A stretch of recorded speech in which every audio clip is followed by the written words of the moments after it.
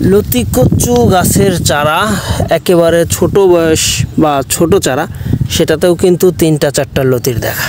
তার থেকে মজার বিষয় হলো এই যে একটা লতির মাথা থেকে চারা বের হয়েছে, এইটার গোড়া থেকে আবারও লতি বেরোচ্ছে। এটাই হলো যশোরের লতিরাজের একটা অন্যতম বৈশিষ্ট্য। দেখেন প্রত্যেকটা গাছের গোড়াতে লতি, সেটা যতই ছোট হোক বা বড় হোক, প্রত্যেকটা গাছের গোড়াতেই লতি। এটাই হলো যশোরের লতিরাজ। আর এই লতিরাজের চারাগুলা আমরা ডেলিভারি করতেছি মাত্র 2 টাকা পিসেই। সুন্দরবন কুরিয়ারের মাধ্যমে আপনি চাইলেই সংগ্রহ করতে পারেন। সার, ওষুধ, কীটনাশক যাবতীয় সকল কিছুর তথ্য বা পরামর্শটাও কিন্তু আপনি সংগ্রহ করতে পারেন খুবই সহজে। শুকনা বা ভেজা সব রকম জমিতেই মূলত চাষ উপযোগী এই যশোরের লতিরাজ কচু। সুতরাং আপনি যদি চাষি হয়ে থাকেন অথবা চাষের পরিকল্পনা করে থাকেন, তাহলে আর দেরি না করে এখনই আমাদের ভিডিও স্ক্রিনে দেওয়া নম্বরে যোগাযোগ করে চারা সংগ্রহ করুন।